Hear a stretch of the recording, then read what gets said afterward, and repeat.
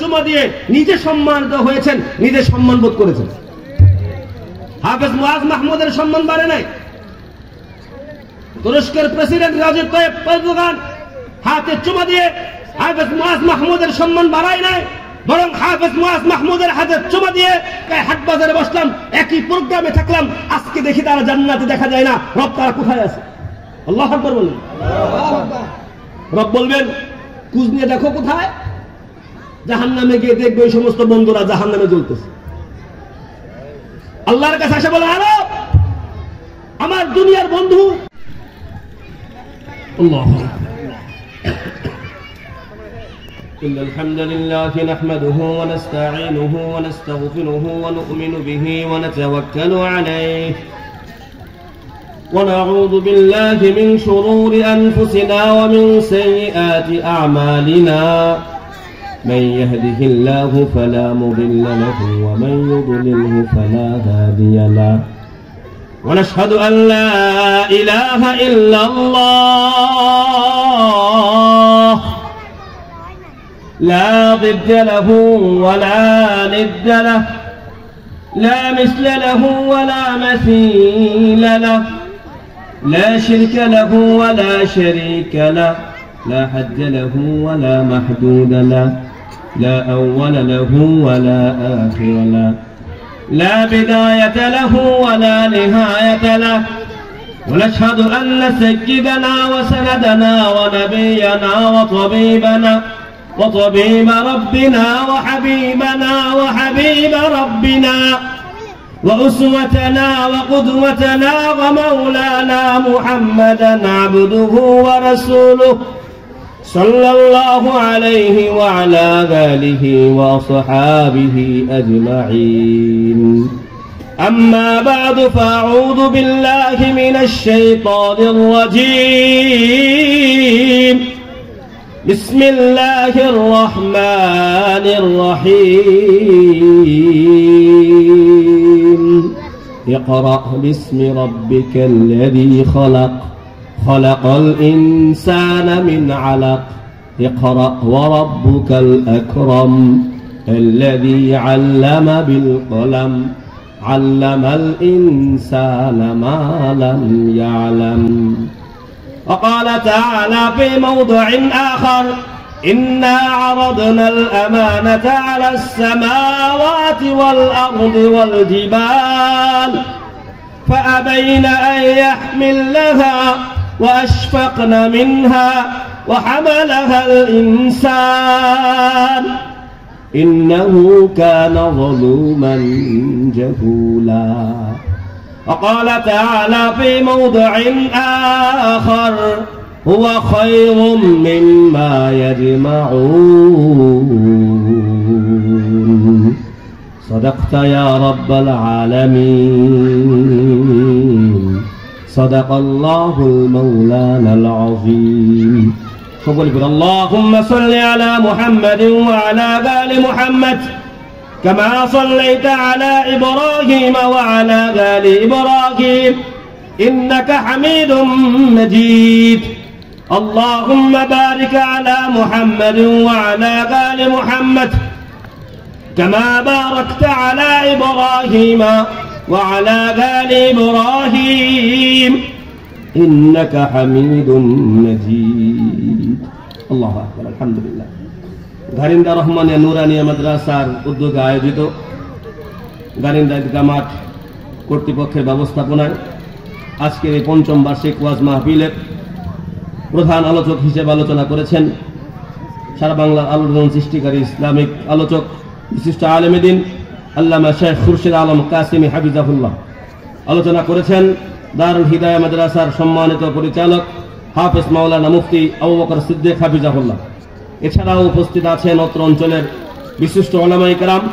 আমার সামনে উপবিষ্ট আছেন দিন প্রেমী, ইসলাম প্রেমী, আল্লাহর দিনকে পছন্দ করেন, মহাব্বত করেন, আল্লাহর দিনকে বুলন্দ করার ফিকির ও চিন্তা যারা লালন করেন, এরকম কিছু ইসলাম প্রিয় দিনদার তাওহীদি জনতা। পর্দার অন্তরালে রয়েছেন আমার মা বোনেরা। আমার পাশে বসা আছেন আমার পরম শ্রদ্ধেয়, আমার সেই ছোটবেলার উস্তাদ মোহতারাম, যিনি আমাকে বাংলাদেশের রাহবার মিল্লাত আল্লামা নূর হোসেন কাসেমী রহমতুল্লাহি আলাইহির সোহবতে নিয়ে গিয়েছেন, যার সোহবত পেয়ে আজকে আমি টোটাফাটা যতটুকু শিখেছি, যার সোহবত পাওয়া আমার জন্য জীবনের সবচেয়ে বড় চরম সৌভাগ্যের ব্যাপার ছিল। শেখের সোহবতে আমার উস্তাদ মুহতারামের মাধ্যমে যাওয়ার সুযোগ হয়েছে। আল্লাহ তাআলা উস্তাদ মুহতারামকে দুনিয়া ও আখিরাতে পরিপূর্ণ বারাকা দান করুন। মুহতারাম হাজিরিন, খুবই গুরুত্বপূর্ণ আলোচনা আপনারা ইতিপূর্বে শুনেছেন। আজকের এই প্রোগ্রাম দুটো বিষয়কে কেন্দ্র করে, এক, বুজুর্গ ওলামায়ে কেরামের জবান থেকে আপনাদের কাছে কিছু দ্বীনি মুযাকারা, দ্বীনি আলোচনা শোনা, যার মাধ্যমে আমরা আমাদের পরবর্তী জীবন কিভাবে গঠন করব এরকম কিছু দিক নির্দেশনা এখান থেকে আসবে। শেখ তাফসীর আল্লামা খুরশেদ আলম কাসেম হাফিজাহুল্লাহর গুরুত্বপূর্ণ দিক নির্দেশনা দিয়েছেন। আরো একটা প্রোগ্রাম আমাদের এখানে আছে, মাগরিবের নামাজের পরে অত্র প্রতিষ্ঠানের পক্ষ থেকে আপনার সন্তানরা কি শিক্ষা অর্জন করছে তার একটা প্রদর্শনী আমাদের সামনে হয়েছে, আপনারা অনেকেই ছিলেন। সর্বশেষ প্রোগ্রাম কিছুদিনই আলোচনার পরে তারা মাদ্রাসার কিছু কমলমতি সন্তান, যাদের হাতে কালামুল্লাহর সবক প্রদান করা হবে, যাদের হাতে কি করা হবে, কোরআনের সবক প্রদান করা হবে, যাদের হাতে কোরআন ধরিয়ে দেওয়া হবে, যে কোরআনের কারণেই সারা বিশ্বে আমাদের মর্যাদা। কি বলেন? হুয়া খায়রুন মিম্মা ইয়াজমাউন। আল্লাহর হাবিব সাল্লাল্লাহু আলাইহি ওয়াসাল্লাম এবার রব ঘোষণা করেছেন, আপনি হলেন এই পৃথিবীর সবচেয়ে শ্রেষ্ঠ, আপনার দাম সবচেয়ে বেশি। কারণ কি? রব্বে করিম প্রিয় নবী হাবিবে করিম সাল্লাল্লাহু আলাইহি ওয়াসাল্লামের উপর কোরআন নাযিল করেছেন। সারা বিশ্বে আজকে বাংলাদেশের ছোট ছোট খুদে হাফেজে কোরআনদেরকে, ছোট্ট ছোট্ট হাফেজে কোরআনদেরকে আরব শায়েখরা কিছুদিন পূর্বে, 2 সপ্তাহ পূর্বে, হাফেজ মুআজ মাহমুদ নাম শুনেছেন, আপনারা দেখেছেন। হাফেজ মুআজ মাহমুদ, তুরস্কে একটি কোরআনের কম্পিটিশন হয়েছিল, কোরআন প্রতিযোগিতা। বিশ্বের বিভিন্ন জায়গা থেকে হাফেজে কোরআনরা এক জায়গায় জমা হয়েছিল, তাদের মধ্যে কম্পিটিশন করে প্রথম স্থান অধিকার করেছেন হাফেজ মুআজ মাহমুদ। হাফেজ মুআজ মাহমুদকে তুরস্কের প্রেসিডেন্ট রজব তাইয়েব এরদোগান তার হাতে চুমা দিয়ে নিজে সম্মানিত হয়েছেন, নিজে সম্মান বোধ করেছেন। হাফেজ মুআজ মাহমুদের সম্মান বাড়ে নাই, তুরস্কের প্রেসিডেন্ট রজব তাইয়েব এরদোগান হাতে চুমা দিয়ে হাফেজ মুআজ মাহমুদের সম্মান বাড়ায় নাই, বরং হাফেজ মুআজ মাহমুদের হাতে চুমা দিয়ে রজব তাইয়েব এরদোগান তার নিজের সম্মান বাড়িয়ে নিয়েছে। আরব শেখরা, বাংলাদেশের সন্তান এবং বাংলাদেশের মানুষরা যখন আরবে কোনো কর্ম করতে যায়, আমাদেরকে এখন পর্যন্ত যারা আরবে গিয়েছেন মিসকিন সম্বোধন করে। কি বলে? বুঝেন না আমার কথা? এখন আমাদেরকে বলে হাযা হুয়াল মিসকিন। মিসকিন বলা হয় যাদের সম্পদ নাই, মিসকিন বলা হয় যাদের অর্থ নাই, মিসকিন বলা হয় যাদের দাম নাই, মিসকিন বলা হয় যাদেরকে বিন্দু মাত্র স্থান দেওয়া যাবে না, ওই সমস্ত মানুষকে আমরা মিসকিন বলি। অথচ আরব শায়েখরা ওই সমস্ত মিসকিন বলা সন্তান যারা এখন পর্যন্ত নিজের মুখের নালা পর্যন্ত পরিষ্কার করতে জানে না, নিজের ঠোঁট দিয়ে এখন পর্যন্ত পানি পড়ে, এক জোড়া সুন্দর জুতা পর্যন্ত পরিধান করা যার যোগ্যতা নাই, ভালো একটা জামাজে পড়তে পারে না, মাথার মধ্যে ভালো দামি কোনো টুপি নাই, এই সমস্ত সন্তানরা শুধুমাত্র কালামের তেলাওয়াত জানার কারণে, বিশুদ্ধ কোরআনের তেলাওয়াত পাঠ করার কারণে তাদের কপালে চোবা দিতে পেরে নিজেকে সৌভাগ্যবান মনে করে। নিজেকে মনে করে আমি সৌভাগ্যবান, আমার কারণে, তোমার কারণে আমি সৌভাগ্যবান হয়েছি। তোমার কাবার সামনে দাঁড়ায়া তোমাকে নামাজ পড়তে দেওয়া, কাবার চাবি তোমার হাতে ঢুকিয়ে দিয়ে, তোমার হাতে ধরিয়ে দিয়ে, কাবার দরজা খুলে কাবার ভিতরে তোমাকে ঢুকিয়ে 2 রাকাত নামাজ পড়ার সুযোগ দিতে পেরে আমরা আরববাসী সম্মান বোধ করছি। সুতরাং তোমার কারণে আমাদের মর্যাদা, তুমি আমাদের চেয়েও সম্মানের অধিকারী। রব ঘোষণা কেন? হুয়া খায়রুন মিম্মা ইয়াজমাউন। নবী সাল্লাল্লাহু আলাইহি ওয়াসাল্লাম সারা দুনিয়ার সবচেয়ে দামি কারণ হলো নবীকে রব্বে কারীম কোরআন দিয়েছে। সুতরাং কোরআনকে যে পড়বে সে দামি। কে বলেন? কোরআনকে যে পড়বে সে কি দামি? কোরআন যে স্পর্শ করবে সে দামি, কোরআন যে শ্রবণ করবে সে দামি, কোরআন যে বুঝবে সে দামি, কোরআন যে পড়াবে সে দামি, কোরআনের মজমায় যারা থাকবে তারাও দামি, কোরআনের মজমায় যারা থাকবে তারাও দামি। রবের পক্ষ থেকে তার হাবিব জানিয়েছেন খায়রুকুম মান তাআল্লামাল কুরআনা ওয়া আল্লামা। আরে দুনিয়ার মানুষ, কে তোমাদেরকে সনদ দিল, কে তোমাদেরকে স্বীকৃতি দিল, কে তোমাদেরকে বুঝালো, কে তোমাদেরকে বুঝলো, এটার প্রয়োজন নাই। দুনিয়ার অক্সফোর্ড থেকে সনদ পাও নাই, আফসোস করার কারণ নাই। ঢাকা বিশ্ববিদ্যালয় থেকে সনদ পাও নাই, আফসোসের কোনো কারণ নাই। বুয়েট থেকে সনদ পাও নাই, আফসোসের কোনো কারণ নাই। দুনিয়ার কেউ স্বীকৃতি দেয় নাই, আফসোসের কোনো কারণ নাই। আমি নবী তোমাদেরকে ঘোষণা করলাম, খায়রুকুম মান তাআল্লামাল কুরআনা ওয়া আল্লামা। তোমরা যারা কোরআন শিখো আর শিখাও, তোমরা এই জাতির সর্বশ্রেষ্ঠ সন্তান। তোমরা যারা কোরআন শিখো, তোমরা সর্বশ্রেষ্ঠ সন্তান। তোমরা যারা কোরআন শিখাবা, তোমরা সর্বশ্রেষ্ঠ সন্তান। দুনিয়াতে তোমাদের মর্যাদা আমি আল্লাহ বাড়াইলাম। আমি আল্লাহ ঘোষণা করলাম, মৃত্যুর পরে আমার রবের কাছে সবচেয়ে দামি আর মর্যাদাবান তোমরাই হইবা। কি বলেন? দামি হবে কিনা? আল্লাহ দামি বানাবেন কিনা? রবের মাধ্যমে তার হাবিব আমাদেরকে জানিয়েছেন। হাবিব আমাদেরকে জানিয়েছেন, কিয়ামতের দিন রব ঘোষণা করবেন, আইনা আহলি, আমার পরিবার লোকজন কোথায়? কি বলবে? আমার পরিবার কই? ফেরেশতারা আল্লাহকে বলবেন, হে আল্লাহ, আপনি এমন সত্তা, লাম ইয়ালিদ ওয়া লাম তুলাদ, আপনি এমন সত্তা যে কারো কাছ থেকে জন্ম নেন নাই, আপনার কাছ থেকে কেউ জন্মগ্রহণ করেও নাই, তাহলে আপনার পরিবার আবার কে? আপনার পরিবার আবার কে? আপনার পরিবার কে হবে? রব ঘোষণা করবে, আহলুল কুরআন হুম আহলুল্লাহ। আরে আমার গর্ব ফেরেশতারা, তোমরা কি জানো না কুরআনের যারা ধারক বাহক দুনিয়াতে ছিল, তারাই আমার পরিবার। যারা কোরআনের ধারক বাহক, তারাই আমার পরিবার। কোরআনকে যারা ধারণ করে অন্তরে, তারাই আমার পরিবার। অখাসসাতুহু, তারাই আমার আপনজন, তারাই আমার কাছে। এরকম কিছু সন্তানকে আজকে কোরআনের কারিমের সবক দেওয়া হবে। মজমা ছোট মনে করেন, অল্প সংখ্যক দ্বারা আল্লাহর কাছে কোনো দাম বাড়ে না। আমার মসজিদে আজকের জুমার বয়ানের নিচতলায় চেয়ে বেশি মানুষ ছিল, আলহামদুলিল্লাহ। নিচতলায় চেয়ে বেশি মানুষ ছিল, অসুবিধা নেই, সেটা আমাদের মাকসাদ না। সংখ্যা একজন না দুইজন, কোন জায়গায় এর কোনো বর্ণনা আসে নাই। কয়জন মানুষ শ্রোতা আর কয়জন বক্তা, রবের কাছে তার কোনো দাম নাই। রবের কাছে দাম হলো আমার রবের জিকির আর আলোচনা হচ্ছে ওই মৌসুমে আল্লাহর কাছে দামি। সুতরাং আমরা সংখ্যা দিয়ে কোনো কিছু বিবেচনা করি না। আলোচনা কে করছে সেটা দ্বারা বিবেচনা করি না। আলোচনা আমার রবের আলোচনা হচ্ছে, কোরআনের কথা হচ্ছে। দাম বাড়ে আর কমে কোরআনের কারণে। দাম বাড়ে আর কমে কিসের কারণে? বলেন বলেন বলেন, কেন? কোরআনের কারণে। সেই কোরআনের সাথে কিছু সময় আলোচনা হলে থাকতে তৈরি আছেন ইনশাআল্লাহ। এই হাফেজদের হাতে কোরআনের সবক দেওয়ার আগ পর্যন্ত এই মজমায় যারা আছেন একজন উঠবেন না ইনশাআল্লাহ। কি বলেন? রাজি আছেন? আলোচনা খারাপ লাগলে হাত তুলে বলবেন, হুজুর আলোচনা বন্ধ করেন, অসুবিধা নাই। সাহাবায়ে কেরামের এই আমল ছিল। ইবনে আব্বাস রাদিয়াল্লাহু আনহু এক মজমায় গেছেন, এশার নামাজের পরে জোর করতেছেন, হুজুর কিছু আলোচনা করেন, কয়েন আজকে আলোচনা করবো না। নবী বিরক্তিকর আলোচনা করতে নিষেধ করেছেন। মানুষ যখন বিরক্ত হয় তখন আলোচনা করতে নিষেধ করেছেন। আর হাবিব সাল্লাল্লাহু আলাইহি ওয়াসাল্লামের হাদিস অনুযায়ী সাহাবী যদি আমল বন্ধ করতে পারে, আমিও তো এর আছে, অসুবিধা নাই। এমন কোনো বড় ব্যক্তি হয় নাই যে আপনারা যদি হাত তুলে বলেন, হুজুর আলোচনা বন্ধ করেন, আপনার আলোচনা শুনবো না, আমি বন্ধ করতে বিন্দু মাত্র নারাজ না। বিন্দু মাত্র কি না? নারাজ না। আমি বলি না যে শুনেন সবসময় ফুল টাইম আমার আলোচনা শুন, বলবো না আমি। তবে যদি কিছু সময় আলোচনা শুনেন, উঠাউঠি করবেন না। আলোচনা হবে অল্প, অসুবিধা নাই, কিন্তু যে কথাগুলো হবে আমল করার নিয়তে, আখিরাতকে সামনে রেখে কিছুদিন মুজাকারা হবে। এই হাফেজ বাচ্চাদের হাতে কোরআন দিয়ে দোয়া করে আমরা ইনশাআল্লাহ উঠবো, ইনশাআল্লাহ। কি বলেন? আগেও বলছি, আমি আপনাদের এলাকারই সন্তান।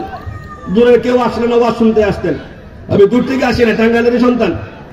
গবরা সুফিয়াবাদ দরবার শরীফ নাম শুনেছেন? আমার নানা আলহাজ আব্দুস সবুর রহমতুল্লাহ, আমার নানা, আমার বাবা হাফেজ মাওলানা মুকদ্দাস আলী হাফিজাহুল্লাহ রাহিমাহুল্লাহ, উনি আপনাদের টাঙ্গাইলের সন্তান।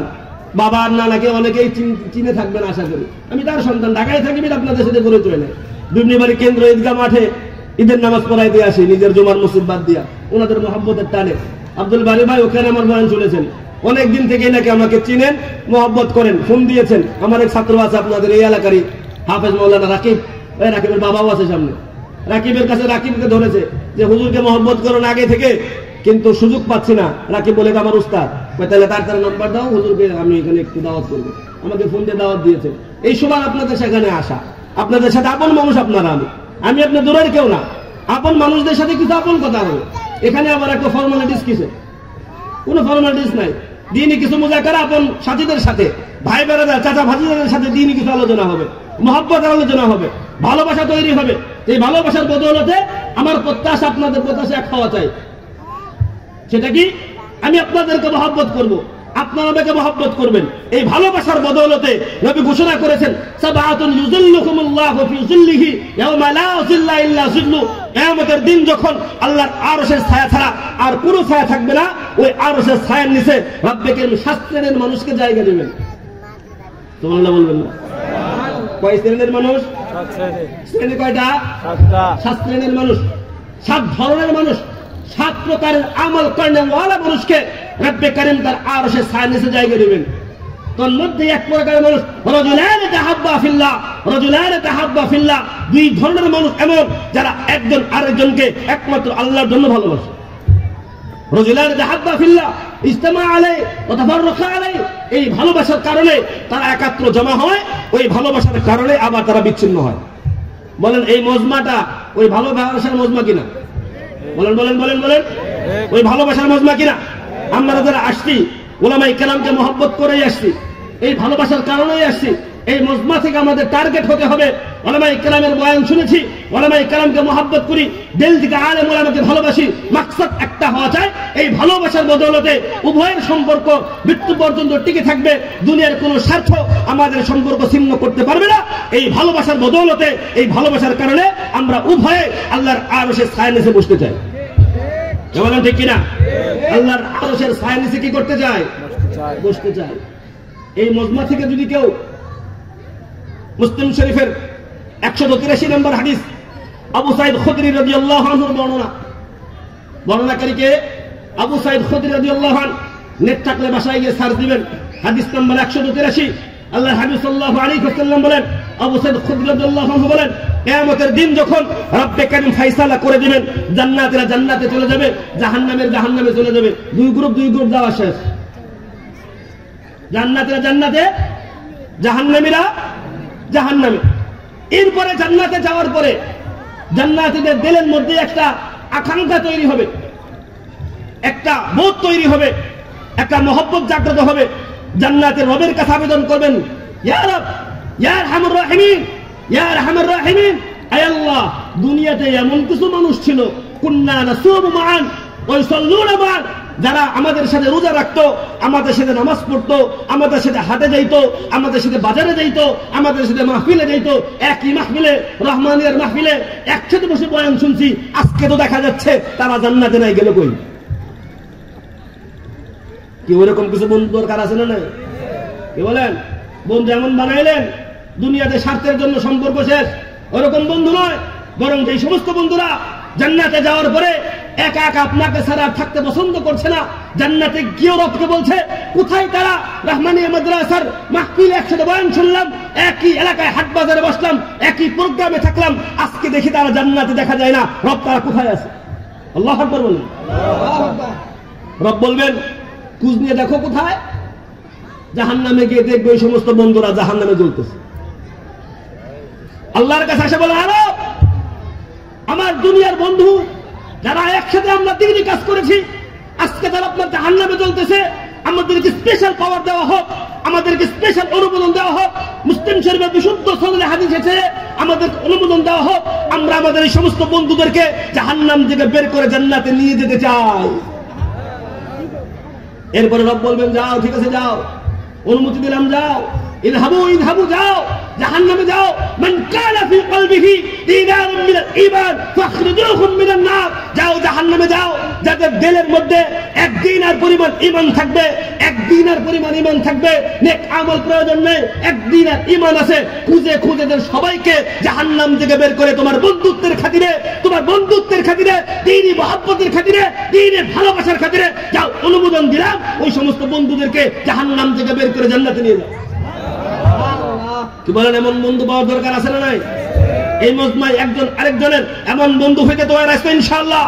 আল্লাহকে দেখেন, হাত তোলে, আল্লাহ আমাদেরকে এমন বন্ধু বানান যারা জান্নাতে গিয়েও ওই সমস্ত আমাদের ছাড়া তারা থাকতে পারবে না। আল্লাহ আমাদেরকে এমন বন্ধু দান করেন যাদেরকে আপনার জন্য ভালোবাসবো, আপনার পারস্পরিক এই ভালোবাসার কারণে আপনার আরশের নিচে ছায়া পাবো। আল্লাহ আমাদের সকলকে ওরকম বন্ধু হিসেবে কবুল করুন, বলুন আমিন। আল্লাহ পাক আমাদের সকলকে কবুল করুন, বলুন আমিন। এরপরেই বলবে, ঠিক আছে, যাও। তারা গেছে জাহান্নামে গিয়ে খুঁজছে, সেই সমস্ত বন্ধুদের অন্তরের মধ্যে একদিন আর ঈমান আছে, এবারে সকলকে জাহান্নাম থেকে বের করে জান্নাতে দিয়ে দেবে। এরপরে আল্লাহ বলবেন, কি ঘটনা, এখনো তো দেখা যায় জাহান্নাম ভরপুর, সব তো শেষ হয় নাই, এদের ব্যাপারে কি ফয়সালা? এখনো তো তোমাদের বন্ধুরা অনেকে জাহান্নামে রয়ে গেছে, এদের ব্যাপারে কি করবা? রবের কাছে তারা বলবেন, আল্লাহ আপনি তো আমাদেরকে একটা শর্ত দিয়েছিলেন, মান কানা ফি কলবিহি দীনারুম মিনাল ঈমান, এক দিনার ঈমান থাকলে তাদেরকে বের করা যাবে, এর বাইরে তো আমরা যেতে পারি না।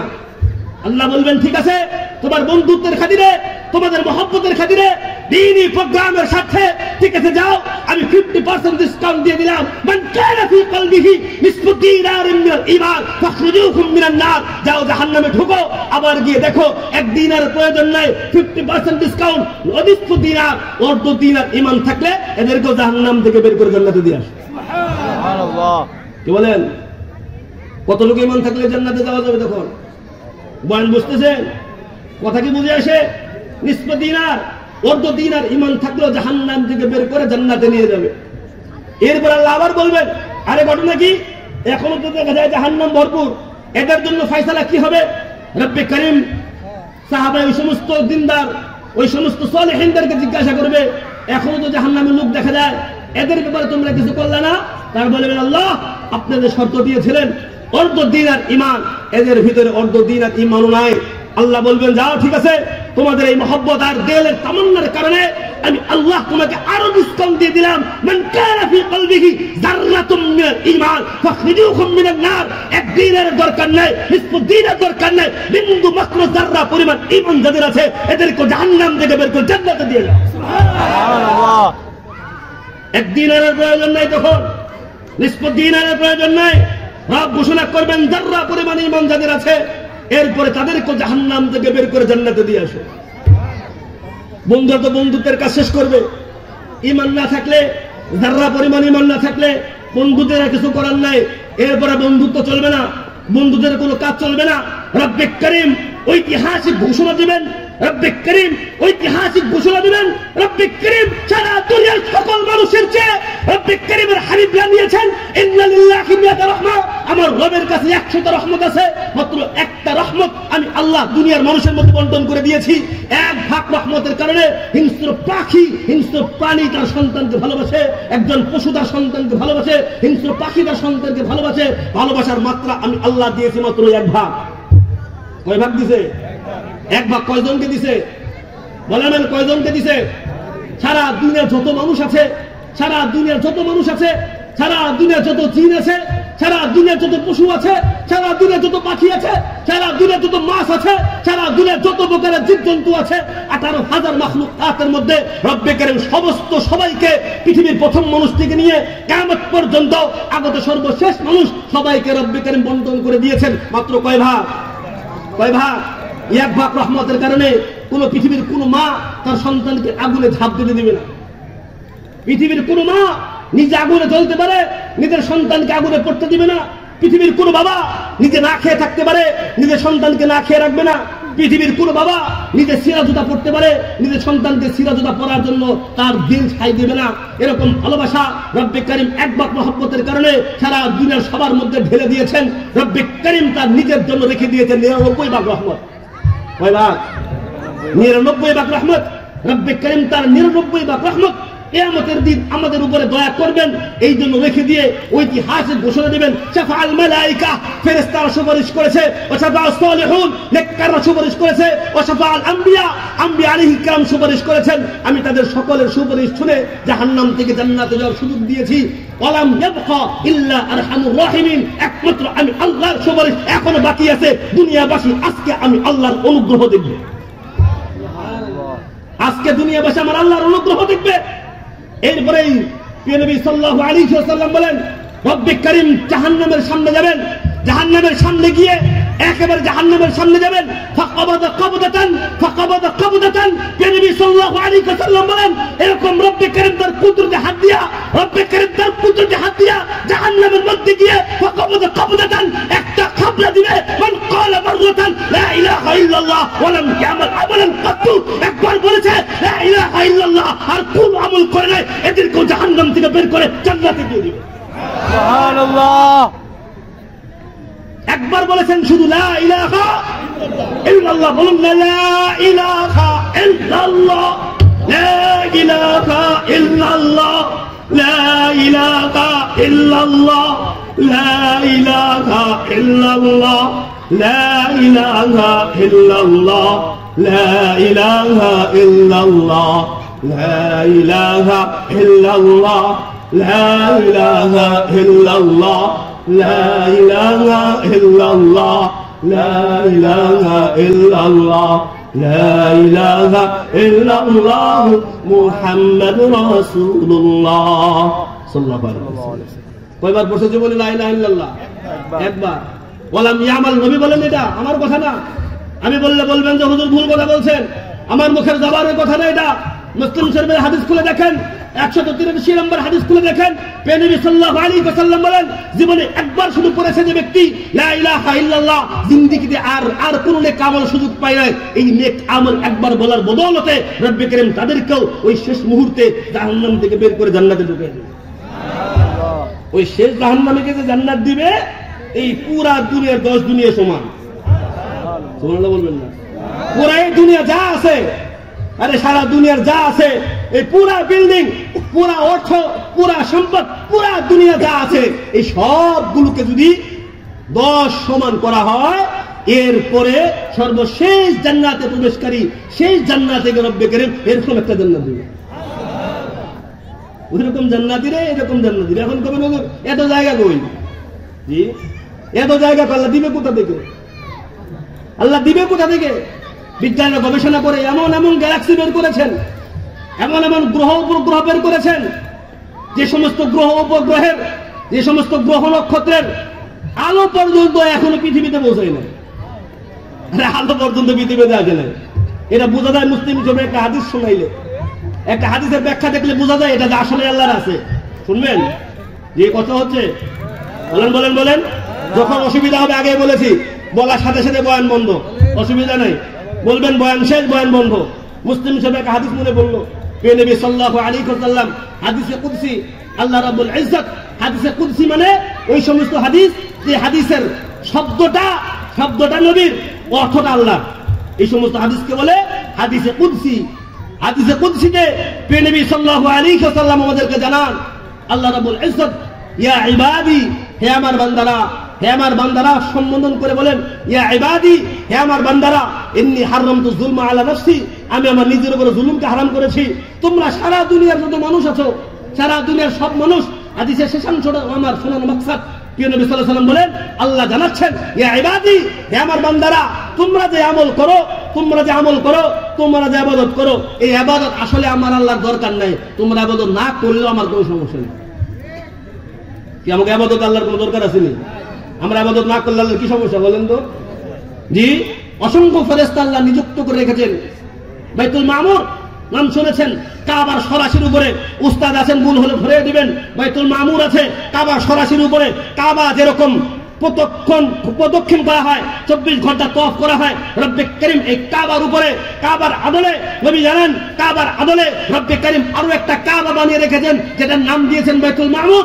দুনিয়াতে যেমন মানুষ তওয়াফ করে, দুনিয়াতে যেমন জিন্দা তওয়াফ করে, ওই বাইতুল মামুরে রব্বে করিম ফেরেশতা রেখেছেন তারা শুধু তওয়াফ করার জন্য। কয়জন ফেরেশতা? ফেরেশতা কয়জন? 10 জন, 5 জন, 100 জন, 1 লক্ষ, 20 লক্ষ, 50 লক্ষ, 1 কোটি অথবা 1 বিলিয়ন, 1 ট্রিলিয়ন, এরকম কোন সংখ্যা নবী জানেন নাই। নবী জানান, আরে আমার বান্দারা ও আমার উম্মতেরা, আল্লাহ যে বাইতুল মামুর তৈরি করেছেন, সেই বাইতুল মামুরে প্রদক্ষিণ হয় প্রতিনিয়ত, একসাথে তওয়াফ করে মাত্র 70,000 ফেরেশতা। কয়জন? কই হুজুর শুনে তো খুশি হইলাম না। 70,000 ফেরেশতা তওয়াফ কত, সমস্যা কি? 70,000 ফেরেশতা তো বেশি হইল না? ফেরেশতারা কয়েক কোটি কইলে না মানতাম। আরে 70,000 দিয়ে তো নবী হিসাব দিয়েছেন। নবী বলেন, একবার তওয়াফ করেছে যে ফেরেশতারা, একবার তওয়াফ করেছে যে ফেরেশতারা, কিয়ামত পর্যন্ত ওই ফেরেশতারা সিরিয়াল আছে। নাউযুবিল্লাহ না, ফেরেশতা তো 70,000, একবার তওয়াফ করছে, একবার তওয়াফ করে গেছে যে, সেকেন্ড কিয়ামত যখন হবে, কিয়ামত হওয়া পর্যন্ত ওই ফেরেশতাদের সিরিয়াল দ্বিতীয়বার রবেরা দেওয়া লাগবে না। তওয়াফ করার জন্য রব্বে করিম এই পরিমাণ ফেরেশতা বানিয়ে রাখছে। রুকু করার জন্য এরকম ফেরেশতা বানিয়ে রাখছেন, সিজদা করার জন্য কোন ফেরেশতা বানিয়ে রাখছেন? রব্বে কারীম সারা দুনিয়ার যত প্রকার নেক আমল হয় এই সব ধরনের নেক আমলের জন্য রব্বে কারীম ফেরেশতা বানিয়ে রেখেছেন। সুতরাং আমাদের নেক আমল, আমাদের ইবাদতের রবের কোনো দরকার কি আছে না নাই? রবের কোনো দরকার নাই। নেক আমল কার জন্য করি? এটা আমার জন্য করি। আমি ভালো করলে জান্নাত পাবো, খারাপ করলে জাহান্নামে যাব। সুতরাং এই কাজ কার জন্য? রব্বে কারীম হাদিসে কুদসিতে ইরশাদ ফরমান, সারা দুনিয়ার সব মানুষ যদি এমন ভালো হয়ে যায় একবারে পৃথিবীর শ্রেষ্ঠ মানুষ হয়ে যায়, এরপর রব্বে কারীমের যে সম্মান আর ইজ্জত আছে ওইখানে বিন্দু মাত্র বাড়বে না। আবার বলেন, সারা দুনিয়ার সব মানুষ যদি আফজারা কলবি রাজুলিন ওয়াহিদিন পৃথিবীর নিকৃষ্টতম মানুষ হয়ে যায়, এরপরে আমার আল্লাহর দামের মধ্যে বিন্দু মাত্রও কমবে না। তার মানে আমরা নেককার হয়ে গেলে আল্লাহর মালিকানা বাড়বে না, আমরা বদকার হয়ে গেলেও আল্লাহর মালিকানা কমবে না। রব বলেন, এই সবগুলো তুমি যা করবা আমি আল্লাহ বাড়ায়া অনেক গুণ বাড়ায়া তোমাকে ফেরত দিব। এরপর রব্বে কারীম বলেন, সারা দুনিয়ার সব মানুষ যদি আউওয়ালা ইনসিকুম ওয়া আউওয়ালা জিন্নিকুম, তোমাদের সারা দুনিয়ার প্রথম মানুষ থেকে নিয়ে পৃথিবীর শেষ মানুষ পর্যন্ত, প্রথম জিন থেকে নিয়ে পৃথিবীর শেষ জিন পর্যন্ত, ফানু ফি সুআইদিন ওয়াহিদিন, একটা খোলা মাঠে দাঁড়ায়। কয় খোলা মাঠে? একটা খোলা মাঠে দাঁড়ায় এবং আল্লাহর কাছে চাইতে থাকে। বৃদ্ধ তার মতো চায়, যুবক তার মতো চায়, বাচ্চারা তাদের মতো চায়, প্রত্যেকে তাদের চাহিদা মতো রবের কাছে চাইতে থাকে, আল্লাহ দিতে থাকে। রবের কাছে চাইতে থাকে, আল্লাহ দিতে থাকে। রব জানান, তোমাদের চাইতে চাইতে চাইতে চাইতে তোমাদের সকল চাহিদা শেষ হয়ে যাবে, এরপরে আমার আল্লাহর খাজানা আর মালিকানা বিন্দু মাত্র কমবে না। এরকম একজন রবের গোলাম আমরা। এরপরে নবী বলেন, আল্লাহ জানিয়েছেন হ্যাঁ কমবে, একবারে কমবে না সেটা বললে ভুল হবে। কমবে, কতটুকু কমবে? একটা সুই যদি সমুদ্রের মধ্যে এইভাবে ফেলা হয় এবং সমুদ্রের মধ্যে ফেলার পরে সুইটা উঠানোর পরে সুইয়ের মাথায় যে পরিমাণ পানি জমেছে তোমাদের সকলকে দেওয়ার পরে এই সারা পৃথিবী, গ্রহ নক্ষত্র, আসমান জমিনের মধ্যে যত সম্পদ আছে এই সব সম্পদ একাত্র করে তোমাদেরকে দিতে থাকলে দেওয়ার পরে যা দেওয়া হবে ওটা হলো সুইয়ের মাথার পানি। আর 7 সমুদ্রের পানি এখনো যা আছে এই সবগুলো হলো আমার রব্বের মালিকানা। আমার রবের মালিকানা হলো 7 সমুদ্রের পানি। বিজ্ঞান গবেষণা বলেছেন, সারা দুনিয়াকে যদি 4 ভাগ করা হয়, 3 ভাগ হলো পানি আর 1 ভাগ হলো মাটি। মাত্র 1 ভাগ মাটিতে সারা দূরে সব মানুষ বসবাস করছে, আর 3 ভাগ পানি রয়ে গেছে। রব ঘোষণা করেন, ওই সুয়ের মাথার পানি যতটুকু তোমাদেরকে দিয়েছি ওইটুকু হলো তোমাদের সব, আর পুরা 3 ভাগ সমুদ্রের পানি এই সব হলো আমার রবের মালিকানা। বলেন, সেই রব আমাদের সর্বশেষ জান্নাতীকে 10 দুনিয়া সমান জান্নাত দেওয়ার ক্ষমতা রাখেন কি রাখেন না? সেই রবের সেই ক্ষমতা আছে না নাই? সেই খবরের সেই পাওয়ার আছে না নাই? সুতরাং দুনিয়ার কারো কাছে তাকানোর দরকার নেই, দুনিয়ার কারো দিয়ে তাকানোর দরকার নেই, দুনিয়ার কোন মানুষের দিকে তাকানোর দরকার নেই। যদি বান্দা বলতে পারো আমি সেই রবের গোলাম, আনা আব্দুকা ইয়া রব, আমি আপনার গোলাম, সারা দুনিয়ার মালিকানা আমার কাছে তুচ্ছ। বলেন ঠিক কিনা? ওয়াল্লাযী খালাকা লাকুম মা ফিল আরদি জামিআ, ও বান্দা তুমি শুধু আমার গোলামি করো, সারা দুনিয়াকে আমি আল্লাহ তোমার গোলাম বানায়া দেব, সারা দুনিয়াকে আমি আল্লাহ তোমার গোলাম বানিয়ে দেব। ও বান্দা তুমি শুধু আমি আল্লাহর গোলামি করো।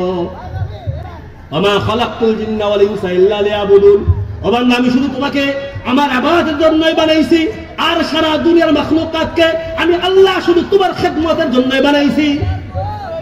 বলেন, আমাদের খেদমতের জন্য রব সব বানাইছেন কি? সকালবেলায় সূর্য উঠে কবে আমাদের কাছে ফিস চাইছে? বলেন, সূর্য অস্ত যাওয়ার পরে চন্দ্র উঠে কবে আমাদের কাছে ফিস চেয়েছে? বলেন, অক্সিজেন রব্বে কারীম ফ্রি দিয়ে রেখেছেন। বলেন, কবে আমাদের কাছে টাকা চেয়েছে? রব্বে কারীম আমাদের যত প্রকারের প্রয়োজনীয় আসবাব আছে রব্বে কারীম সব ফ্রিতে আমাদের জন্য দিয়েছেন। সে রব শুধু চান, ও বান্দা মা হুররাকা বিরব্বিকাল কারীম, সারা দিনের সব বাদ দাও, আমি আল্লাহর দিকে ফিরো, আমি আল্লাহ তোমার জন্য সব কিছু যথেষ্ট হয়ে যাবে, আমি আল্লাহ তোমার জন্য যথেষ্ট হয়ে যাবে। যার এরকম একজন রব আছে তার আবার কিসের পেরেশানি? বলে, তার কোনো পেরেশানি নাই। যে রব আছে, যার এরকম একজন মালিক যার আছে, সুতরাং দুনিয়ার কোন জিনিস যে পাইলো কি পাইলো না, সে ধরলো কি ধরলো না, পাইলাম কি পাইলাম না, সেটা নিয়ে বাবা আমাদের পরোয়া নাই। রব্বে কারীম আমাদেরকে সে রবের গোলাম হওয়ার তৌফিক নসিব করুন, আমিন। মোহতারাম হাজিরিন, এই দুনিয়া, এই আসমানে জমিন, এই যে বাংলাদেশের ভূখণ্ড, বলেন এই ভূখণ্ডের প্রকৃত মালিককে? আমার কথা বুঝলে উত্তর দিবেন। বলেন, এই ভূখণ্ডের প্রকৃত মালিক কে? এই ভূখণ্ডের প্রকৃত মালিক কে? আল্লাহ। এই ভূখণ্ডের মালিক কে? সুতরাং এই ভূখণ্ডের মালিক যদি আল্লাহ হয়, এই ভূখণ্ডের প্রকৃত মালিক যদি আমাদের রব হয়, সুতরাং এই ভূখণ্ড পরিচালনা করার, এই ভূখণ্ডকে নেতৃত্ব দেওয়ার, এই ভূখণ্ডের মানুষের কল্যাণ কামনা করা, এই ভূখণ্ডের মানুষের ভালো চাওয়ার অধিকার এবং জিম্মাদার তাদেরই রব্বে কারীম, যাদের ভিতরে কোরআন সুন্নাহ এবং রবের বুঝ দিয়েছে। না বুঝেন নাই? সারা পৃথিবী, সারা দুনিয়া রব্বে কারীম যখন তৈরি করেছেন, পৃথিবীর প্রথম থেকে নিয়ে প্রথম মানুষ যিনি দুনিয়াতে এসেছেন, সংক্ষিপ্ত কথা শেষের দিকে নিয়ে যাচ্ছি। পৃথিবী প্রথম যখন রব্বে কারীম সৃষ্টি করেছেন, প্রথম মানুষ যাকে পাঠিয়েছেন তার নাম কি? আদম আলাইহিস সালাম। হযরত আদম আলাইহিস সালাম প্রথম মানব মহিলা স্ত্রী যাকে পাঠিয়েছেন, তিনি আমাদের আদিমাতা হযরত হাওয়া আলাইহিস সালাম। ঠিক কিনা? প্রথম মানুষ আদম আলাইহিস সালাম, পুরুষের মধ্যে দ্বিতীয় নারী হযরত হাওয়া আলাইহিস সালাম, দ্বিতীয় জন।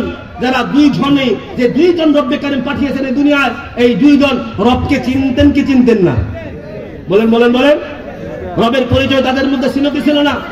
সুতরাং এই পৃথিবী যাদের আবাদ শুরু হয়েছে, এই পৃথিবীর মালিকানা যারা শুরু করেছেন, পৈতৃক সূত্রে যারা পেয়েছেন, তারা প্রথম যিনি পেয়েছেন মালিকানা সূত্রে ব্যবহার করার অনুমোদন যারা পেয়েছেন, তারা উভয়ই ছিল আল্লাহর প্রতি বিশ্বাসী দুইজন মানুষ। কথা কি বুঝতে পেরেছি? এরপরে ওনাদের পরে যারা এসেছেন, ওনাদের সন্তান আম্বিয়া আলাইহিস সালাম, তারাও ছিলেন। বাবা যেহেতু মুসলমান, বাবা যেহেতু আল্লাহকে চিনেন, সুতরাং সন্তানও পৈতৃক সূত্রে, বংশসূত্রে তারাও ছিল মুসলমান।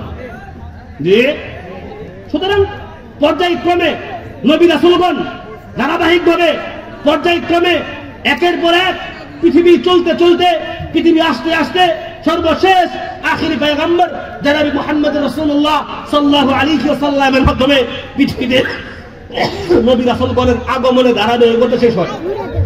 সুতরাং পৃথিবী এই ধারাবাহিকভাবে মাঝখানে কিছু সময় ইসলাম আল্লাহকে ভুলে গিয়ে, আদম আলাইহিস সালামের কিছু সন্তানেরা আল্লাহকে ভুলে গিয়ে মূর্তি পূজা বা বিভিন্ন প্রকারের রবের বিরোধিতা করে বিভিন্ন রাষ্ট্রের বিভিন্ন জায়গায় পরিচালনা করেছে। সর্বশেষ নবী রাসূলগণের মধ্যে আখিরি পয়গম্বর মুহাম্মদ রাসূলুল্লাহ সাল্লাল্লাহু আলাইহি ওয়াসাল্লামের মাধ্যমে এই পৃথিবীর নবী রাসূলগণের ধারাবাহিকতা শেষ হয়েছে। ওনার সময়ে মদিনায় রাষ্ট্র প্রতিষ্ঠা করে, মদিনায় রাষ্ট্র কায়েম করে প্রায় হযরতে ওমর রাদিয়াল্লাহু আনহুর সময়ে পৃথিবীর প্রায় অর্ধজাহান মুসলমানদের খেলাফতের আওতাভুক্ত হয়। পর্যায়ক্রমে ধারাবাহিকভাবে ওই সময়ের পরে মুসলিম শাসনেরা উমাইয়া খেলাফত আমল, আব্বাসী খেলাফত আমল, ধারাবাহিকভাবে আমাদের এই ভারত উপমহাদেশ, আমরা যে রাষ্ট্রের মধ্যে আছি, এই রাষ্ট্রটাও প্রায় 850 বছর ওলামায়ে কেরাম, দিনদার মুসলমান এবং সালতানাত যুগের ইসলাম প্রেমীরাই শাসন করেছে। না বুঝলেন না আমার কথা? এই রাষ্ট্র এক সময় আমাদের বাপদাদারা, আমাদের পূর্বপুরুষরা যারা ছিল মুসলমান, শুধুমাত্র মুসলমান নয়, যারা ছিল দিনদার, যারা ছিল পরহেজগার, এই সমস্ত মানুষের মাধ্যমে আমাদের এই রাষ্ট্রটা পরিচালিত হয়েছে।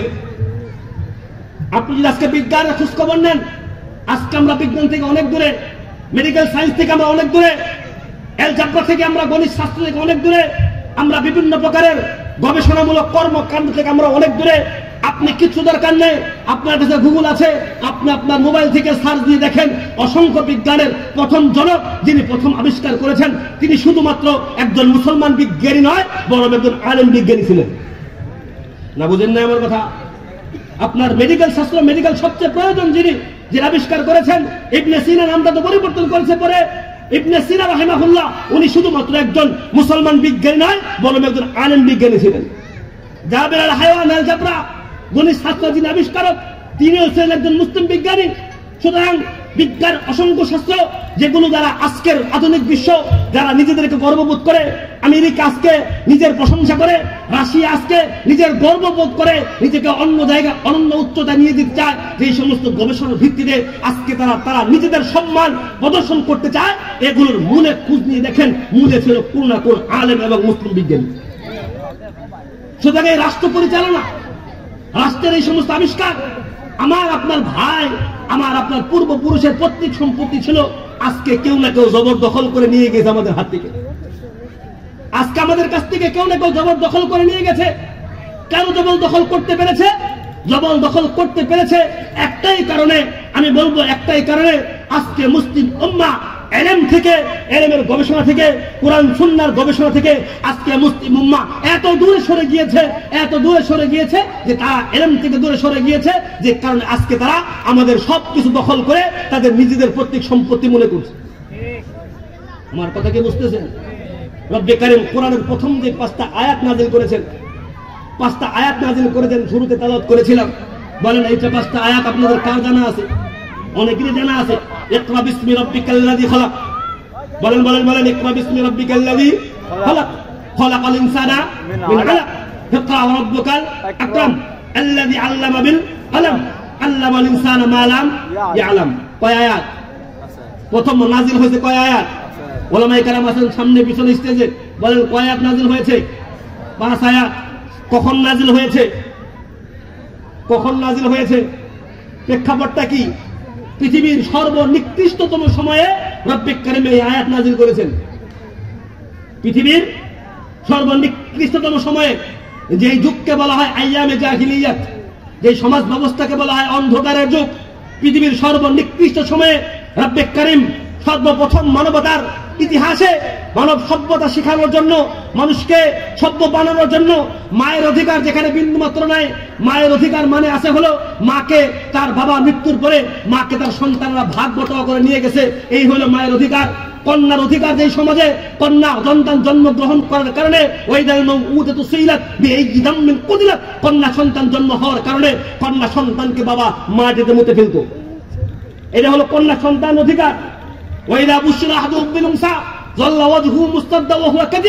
কাউকে যখন কন্যা সন্তানের সুসংবাদ দেওয়া হতো, তাদের চেহারা কালো হয়ে যেত, কালো হয়ে গিয়ে তারা তাদের এলাকা ত্যাগ করবে, কি করবে তারা দ্বিধাদ্বন্দ্বে পড়ে যেত। কন্যার অধিকার বলতে এই ছিল। জোরদার মুল্লুক তার একজন মার গর্ভে সন্তান, 2 জন বেদ করেছে, মার গর্ভে ছেলে সন্তান নাকি মার গর্ভে মেয়ে সন্তান। এক যুবক বলে ছেলে, আরেক যুবক বলে মেয়ে। চেক করে দেখতে হবে। 2 যুবক গিয়ে মার পেট ফেরে সন্তান বের করে দেখেছে সন্তান ছেলে না মেয়ে। বলেন এর চেয়ে নিকৃষ্টতম যুগ আর হইতে পারে? চরম নিকৃষ্টতম যুগ। ওই যুগের মানুষকে ঠিক করার জন্য আজকের সমাজে যদি এরকম পরিস্থিতি হয়, আমাদের মতো ইসলামিক স্কলারদেরকে যদি জিজ্ঞাসা করা হয় কোন আয়াত প্রথম আসবে, মায়ের অধিকারের ব্যাপারে যারা কাজ করেন তারা বলবেন মায়ের অধিকার আগে দাও। যারা শ্রমিকের অধিকার নিয়ে কাজ করেন তারা বলবেন শ্রমিকের অধিকার আগে দাও। যারা সমাজের সমাজকর্মী নিয়ে কাজ করেন তারা বলবেন সমাজের অধিকার আগে দাও। যারা কন্যার অধিকার নিয়ে কাজ করেন তারা বলবেন নারীর অধিকার আগে দাও। রব জানেন সব ঠিক করতে গেলে তাদের জ্ঞানের পরিধি বাড়াইতে হবে। রব জানেন তাদেরকে মানুষ করতে গেলে ইলম বাড়াইতে হবে। এই জন্য 5 আয়াত নাযিল করলেন। এই 5 আয়াতের মূল বক্তব্য ইকরা ইকরা ইকরা। কথা বলে বুঝেন না? এই 5 আয়াতের মূল তথ্য ইকরা বিসমি রাব্বিকাল্লাযী খালাক, তোমার রবের নামে বলো। খালাকাল ইনসানা মিন আলাক, যিনি তোমাদেরকে সৃষ্টি করেছেন নাপাক এক টুকরো রক্ত থেকে। এর বলেন খালাকাল ইকরা ওয়া রাব্বুকাল আকরাম, তোমার রবের নামে পড়ো যে রব সম্মানিত।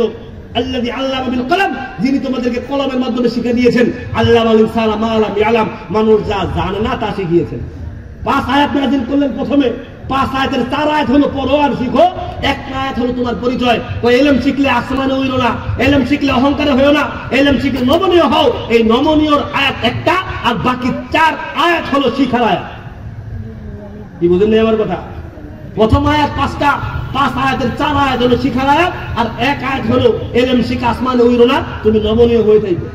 আজকে আমাদের অধঃপতন, আজকে বাংলাদেশের এই যে চরম পরিস্থিতি, আজকে বাংলাদেশের কোন জায়গায় এক সময় ছিল কথা বলার অধিকার নেই, এখন কথা বলতে পারেন। এক সময় ছিল, এখনো অনেক ক্ষেত্রে কথা বলতে পারবেন না। ইসলাম প্রতিষ্ঠা করতে চাইলে আপনাকে জ্ঞানের মাধ্যমে ইসলাম প্রচার করার মাধ্যমে, জ্ঞানের মাধ্যমে আপনাকে আগাইতে হবে। জ্ঞানের মাধ্যমে আপনাকে আগাইতে হবে, জ্ঞান শিক্ষার মাধ্যমে আপনাকে আগাইতে হবে। জ্ঞান অর্জনের মাধ্যমে আপনি যত অগ্রসর হবেন, আপনি যত আগায় থাকবেন, সমাজ আপনাকে চেয়ার তত বেশি আগায় দেবে। সুতরাং আপনারা যে মাদ্রাসার তত্ত্বাবধান আজকের এই প্রোগ্রাম, রহমানিয়া নুরানিয়া হাফিজিয়া মাদ্রাসা, রহমানিয়া নুরানিয়া মাদ্রাসা, আলহামদুলিল্লাহ আমার জানা মতে হাফেজ কারি আব্দুল বারী হাফিজাহুল্লাহ এই প্রতিষ্ঠানটাকে প্রতিষ্ঠা করেছেন আপনাদের সন্তানদেরকে যুগ থেকে যুগ শ্রেষ্ঠ আলেম পর্যায়ক্রমে আপনার সন্তান যাতে দুনিয়ার শিক্ষা থেকে পিছিয়ে না হটে, সমাজ ব্যবস্থাপনা অবদান রাখতে পারবে না, এরকম যাতে আপনার সন্তান তৈরি না হয়। আপনার সন্তান একাধারে 5টা যে আয়াত আমি আপনাদের সামনে পেশ করলাম, একটা আয়াতের মধ্যে রব্বি করিম এলেমের কোনো ভাগ করেন নাই। এলেমের কোনো ভাগ নাই। দ্বীনি ইলম, দুনিয়ার ইলম, দ্বীনি ইলম, দুনিয়ার ইলম। আমি কোনো সময় বলি না, কোনো জায়গায় বলি না দ্বীনি ইলম এক ভাগ, কোরআন সুন্নাহর ইলম আর মেডিকেল সায়েন্স আর গণিত শাস্ত্র এগুলো আরেক ভাগ, এলজাব্রা সমস্ত জিনিস আরেক ভাগ। আমি এটা বলি না, বরঞ্চ রব্বি করিম সকল মূল সূত্র এবং মূলনীতি, অসংখ্য অসংখ্য মেডিকেল সায়েন্সের মূলনীতি, আমাদের বিজ্ঞানের মূলনীতি রব্বি করিম কোরআনের মধ্যে ঢুকিয়ে দিয়েছেন। সুতরাং এগুলো কোরআনের শিক্ষা। গণিত শিক্ষাটা কোরআনের শিক্ষা, মেডিকেল সায়েন্সের শিক্ষাটা কোরআনের শিক্ষা, ফিজিক্স কেমিস্ট্রি বায়োলজির শিক্ষা কোরআনের শিক্ষা, আপনার চন্দ্রের শিক্ষা, আপনি গবেষণা শিখবেন, এগুলো কোরআনের শিক্ষা। যদি এগুলো মানুষ কল্যাণে, মানব কল্যাণে ব্যবহার হয়, না বুঝেন নাই, যদি মানব কল্যাণে ব্যবহার হয় এগুলো দ্বীনি শিক্ষা।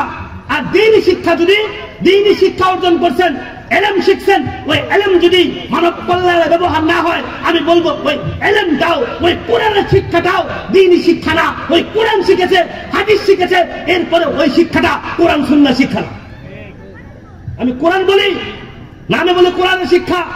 আপনার মাহফিলে আসছি, কোরআন শিক্ষা, কোরআনে বয়ান করতেছি। মাহফিল আগে আমি আপনাকে ফোন করলাম, 50,000 60,000 টাকা আমার অ্যাকাউন্টে না পাঠাইলে আমি আপনার মাহফিলে আসবো না। আমি বলি, যে ব্যক্তি এই সমস্ত কন্ট্যাক্ট করে মাহফিল আসার আগে টাকা গ্রহণ করার পরে এরপরে মাহফিল আসতে চায়, এই কোরআন শিক্ষা, কোরআনের শিক্ষা না। কোরআন দাওয়াতের ময়দান, মাহফিল দাওয়াতের ময়দান। আপনাদের কাছে দিন বোঝানোর জন্য আমরা আসি। যদি কোনো বক্তা মনে করে এটা আমার সোর্স অফ ইনকাম, এখানে আসলেই 50,000 60,000 70,000 পর্যায়ক্রমে 1 লক্ষ টাকা আমার ইনকাম হবে। 1 মাহফিল পরে 2 মাহফিল, 2 মাহফিল পরে 5 মাহফিল, 5 মাহফিল পরে 7 মাহফিল, 7 জায়গায় গেলে 5 7 35 3,50,000 টাকা আমার পার নাইট আমার ইনকাম হবে। আমি বলবো আপনার দাওয়াতের উদ্দেশ্য নাই, আপনার এই কোরআনের বয়ান, কোরআনের বয়ান। খারাপ লাগতে পারে আমার কথা, আপনার এই কোরআনের বয়ান, কোরআনের বয়ান। হ্যাঁ, মানুষ মহব্বত করবে, হাদিয়া আপনাকে দিবে, নবী রাসূলগণকে হাদিয়া দিয়েছেন, আপনি আসবেন দিন প্রচারে, এলাকাবাসী আপনাকে সম্মান করবে, সেটা ভিন্ন মাসালা। এলাকাবাসী সম্মান করবে, সেটা ভিন্ন মাসালা। কিন্তু আপনি যদি কন্ট্যাক্ট করে চিন্তা করেই আসেন, অমুক জায়গায় গেলে 60,000, ওই জায়গায় গেলে 50,000, 50 বাদ দাও, 60-টা কনফার্ম করো। আমি বলবো কোরআনের ওই বয়ান করা শুধুমাত্র আপনার সোর্স অফ ইনকাম, আপনার ব্যবসা বাণিজ্য, এর দ্বারা আপনি কোনো সওয়াব পাবেন। একটা মেডিকেল সায়েন্স একজন ডাক্তার, যদি ডাক্তারের বিদ্যাটা যদি মানব কল্যাণে ব্যবহার করে, ওটাও কোরআনের জ্ঞান। আর একজন বক্তা তার জবান যদি হাদিসের কথা বলে, চোখ দিয়ে পানি ছেড়ে বয়ানও করে যায়, ওই বয়ানটাও কোরআনের বয়ান না। ওর দ্বারা মানুষের বিন্দুমাত্র উপকার হলেও ওই বক্তার কোনো উপকার হবে। এজন্য কথা সাফ এবং স্পষ্ট। এই সমাজ ব্যবস্থাকে যদি আমরা পরিবর্তন করতে চাই, এই সমাজ ব্যবস্থার জিম্মেদার যদি আমরা গ্রহণ করতে চাই, দুনিয়ার জাগতিক শিক্ষার মাধ্যমে এবং কোরআন শিক্ষার সমন্বয়ে আমাদের কেমন ভাবে তৈরি হতে হবে, আগামীর বাংলাদেশ যাতে উলামায়ে কেরামের বাংলাদেশ হয়। আগামীর বাংলাদেশ কাদের হয়? উলামায়ে কেরামের বাংলাদেশ হয়। শুধুমাত্র জবান দিয়ে এই বক্তব্য, গরম বক্তব্য দিলে হবে না, বরং মুআযের মতো এরকম সন্তানদেরকে তৈরি করতে হবে, যারা একাধারে হাফেজে কোরআন হবে, যারা একাধারে আলেম হক্কানি হবে, একাধারে আলেমে রব্বানি হবে। আলেমে রব্বানি হওয়ার পরে বাংলাদেশের সর্বোচ্চ শিক্ষা, জেনারেল শিক্ষা শিক্ষিত হয়ে, জেনারেল শিক্ষা অর্জন করে, বিসিএস পরীক্ষার কম্পিটিশনে অংশগ্রহণ করে, বিসিএস পরীক্ষায় অংশগ্রহণ করে আগামীর সচিব হবে উলামায়ে কেরাম। সচিব হবে উলামায়ে কেরাম। বাংলাদেশের যতগুলো জেলা আছে, 64টা জেলার 64 জন ডিসি হবে একজন হাফেজে কোরআন।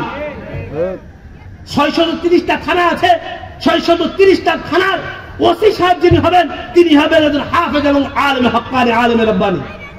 বাংলাদেশে যতজন এসপি আছেন, অন্তত পক্ষে 500 এসপি, অন্তত পক্ষে 400 এসপি, অন্তত পক্ষে 300 এসপি একজন হাফেজে কোরআন এবং আলেমে হক্কানি, আলেমে রব্বানি বানানো চাই। আমাদের যে সমস্ত প্রশাসনের ভাইয়েরা আছেন, যে সমস্ত জায়গায় রাষ্ট্র যাদের দ্বারা পরিচালিত হয়, ওই প্রত্যেকটা জায়গায় আমরা এক একজন হাফেজে কোরআন, এক একজন আলেম হক্কানি, এক একজন আলেম রব্বানিকে আমরা পৌঁছাইতে চাই ইনশাআল্লাহ। আলহামদুলিল্লাহ, সুম্মা আলহামদুলিল্লাহ। আপনাদের দোয়া এবং অনুগ্রহে, আপনাদের ভালোবাসার প্রদর্শনে আমাদের অসংখ্য সন্তান এবং তৈরি হয়েছে। আমি ছোট মানুষ, মাত্র 13 বছর যাবত মাদ্রাসা চালাই, বয়স হয়তোবা দেখতে ছোট, আলহামদুলিল্লাহ 33 বছর পার হয়েছে, 13 বছর মাদ্রাসা চালায়, আলহামদুলিল্লাহ অসংখ্য ছাত্র ঢাকা ইউনিভার্সিটি থেকে ল শেষ করে এখন কর্মক্ষেত্রে সর্বোচ্চ কর্মক্ষেত্রে যাওয়ার জন্য চেষ্টা করছে। রাজশাহী বিশ্ববিদ্যালয় থেকে বিভিন্ন ডিগ্রি অর্জন করে, বাংলাদেশের বড় বড় বিশ্ববিদ্যালয়গুলো থেকে তারা ডিগ্রি অর্জন করে সমাজ প্রতিষ্ঠার অবদান রাখার জন্য তারা নিজেদেরকে আত্মনিয়োগের চেষ্টা করছে। আলহামদুলিল্লাহ বাংলাদেশের শিক্ষায় না, শুধু বাংলাদেশের শিক্ষা পার হয়ে আজহার বিশ্ববিদ্যালয়ে এখন আমার 15 থেকে 16 জন শিক্ষার্থী আজহার বিশ্ববিদ্যালয়ে পড়ছে, মদিনা বিশ্ববিদ্যালয়ে পড়ছে, উম্মুল কোরা বিশ্ববিদ্যালয়ে পড়ছে, দেশ এবং দেশের বাহিরে বিভিন্ন বিশ্ববিদ্যালয়ে আলহামদুলিল্লাহ আমার সন্তান লেখাপড়া করছে। আপনাদের এলাকার সন্তান হাফেজ মাওলানা রাকিবুল ইসলাম চিনেন মনে হয়, রাকিব কই? হাফেজ মাওলানা রাকিবুল ইসলাম আমার সন্তান, আলহামদুলিল্লাহ এখনো পড়তেছে আমার কাছে। ওর মাধ্যমে আপনার এলাকার সাথীরা আমাকে ধরে নিয়ে আসছে। আমার সন্তান রাকিব আলহামদুলিল্লাহ এদিকে মেশকাত শেষ করতেছে, এবছর মেশকাত শেষ করছে, গত বছর জালালাইনে থাকতে এসএসসি পরীক্ষা কমপ্লিট করেছে, আলহামদুলিল্লাহ গোল্ডেন এ প্লাস পেয়েছে। এসএসসিটা শেষ করার পরে এই ছেলের বছর মেশকাত, আগামী বছর দাওরা হাদিস শেষ করবে, আগামী বছর দাওরা হাদিস শেষ করার পরে এই সন্তানটা চলে যাবে আলেম পরীক্ষা দিবে। আলেম পরীক্ষা কমপ্লিট করার পরে আপনার এই সন্তান আপনার ইফতা পড়বে, আপনার সাথে হাদিস পড়বে, আপনার সন্তান তাফসীর পড়বে। 5 বছর লেখাপড়া করার পরে এই সন্তান এদিকে অনার্স মাস্টার্স কমপ্লিট করে আপনার সন্তান একদিকে হাফেজ, একদিকে আলেম, একদিকে মুফতি, একদিকে মুহাদ্দিস, অপরদিকে বাংলাদেশের সর্বোচ্চ কম্পিটিশন করার জন্য সর্বোচ্চ যোগ্যতা যেটা প্রয়োজন আলহামদুলিল্লাহ সন্তান অর্জন করেছে। বলেন এই সন্তান জুমাও পড়াবে। আমি চাই রাকিবকে আজকেও বলেছি, রাকিব তোমার এলাকায় যেহেতু আসছি আমি তোমার কাছে অনুরোধ রাখি, আগামী টাঙ্গাইলের তোমার লেখাপড়া যখন শেষ হবে আগামী 7 বছর পরে আমি তোমাকে টাঙ্গাইলের ডিসি হিসেবে দেখতে চাই। কি বলেন? টাঙ্গাইলের ডিসি হিসেবে রাকিবকে দেখতে চাই। কি বলেন? আগামী টাঙ্গাইলের ডিসি সাহেব এখন থেকে দেখে রাখেন। আমি চাই রাকিবের কাছে আমার অনুরোধ, ফিরোজ মৌলানা ফিরোজ আছে দাও, এই মৌলানা ফিরোজ বাড়ি কই তোমার? সিরাজগঞ্জ। আলহামদুলিল্লাহ আমার প্রত্যাশা আগামী সিরাজগঞ্জ একজন ডিসি মৌলানা ফিরোজ আলহামদুলিল্লাহ। এরকম যদি 64 জন, মাত্র 64 জন ডিসি যদি 64টা জেলা থেকে আমরা তৈরি করতে পারি, 64 জন ডিসি যদি তৈরি করতে পারি, ডিসি সাহেব বসে যখন সিদ্ধান্ত দেবে মাহফিলের জন্য অনুমোদন লাগবে না, কোরআনের কথা হবে, আমি ডিসি সাহেব সভাপতি কোরআনের কথা বলবেন, বাধা দেওয়ার হিম্মত কারো থাকবে না ইনশাআল্লাহ। তার হিম্মত আছে ডিসি সাহেবের সামনে কথা বলা। ওসি সাহেব যদি বলে দেন আমি আছি সভাপতি, কোন অনুমোদন লাগবে না, কোরআনের প্রোগ্রাম চলবে, কোরআনের প্রোগ্রাম চলবে, কোন অনুমোদন নাই, তার বাপের হিম্মত আছে ওসি সাহেবের সামনে এসে মাহফিলে বাধা দেয়। এরকম রোগ শুধুমাত্র স্লোগান দিয়ে হবে না। আমি চাই এক একজন মানুষ হাত তুলে আল্লাহকে দেখান এবং ঘোষণা দেন ইনশাআল্লাহ হুজুর সন্তান আছে আমার সন্তানকে যেভাবে আপনারা তৈরি করছেন হাফেজ কারি আব্দুল বারী দামাত বরকাতুহু তত্ত্বাবধানে, টাঙ্গাইলের মুফতি আব্দুর রহমান সাহেব হাফিজাহুল্লাহ তত্ত্বাবধানে, মুফতি আব্দুল আজিজ সাহেব দামাত বরকাতুহু তত্ত্বাবধানে ইনশাআল্লাহ আমরা এমন এক টিম গঠন করতে চাই, এমন এক টিম গঠন করতে চাই, অন্তত পক্ষে 100 সন্তান আমরা এমন তৈরি করতে চাই যারা বাংলাদেশের পরবর্তী নেতৃত্ব দেওয়ার জন্য যেই জায়গায় পৌঁছানোর দরকার আমরা তৈরি আছি। হুজুর আমার সন্তানকে আমি আব্দুল বারী সাহেবের হাতে দিয়ে আপনার তত্ত্বাবধানে আপনাদের মাধ্যমে আগামীর বাংলার ডিসি, আগামীর বাংলার এসপি, পুলিশ প্রশাসন থেকে সরকারের প্রশাসনে আমি আমার সন্তান অথবা সন্তান নাই নাতিকে আপনাদের হাতে অর্পণ করতে চাই। বলেন কে কে আছেন হাত তুলে রবকে দেখান, কে কে আছেন হাত তুলে দেখান। আল্লাহ পাক কবুল করেন বলুন আমিন। যাদের সন্তান আছে সন্তান দিবেন, যাদের সন্তান নাই নাতি দিবেন, নাতি নাই ভাই দিবেন, ভাইয়ের সন্তানকে দিবেন। শুধুমাত্র একজন হাফিজই হবে না, হাফেজ আলেম রব্বানি মুফতি ইকরাম হয়ে আপনার সন্তান ডিসি এসপি ডাক্তার হয়ে আপনার সন্তান দেশে অবদান রাখার জন্য সর্বোত্তম চেষ্টা করবে ইনশাআল্লাহ। রব্বে কারীম আমাদের সকলকে আমাদের সন্তানকে দ্বীনের ঝান্ডাবাহী হওয়ার, দ্বীনের ঝান্ডাবাহী হয়ে দ্বীনের মুহাফিজ হওয়ার তৌফিক নসিব করুক আমিন। ওয়া আখিরু দাওয়ানা আলহামদুলিল্লাহি রাব্বিল আলামিন। উস্তাদের সামনে অনেক কথা বললাম।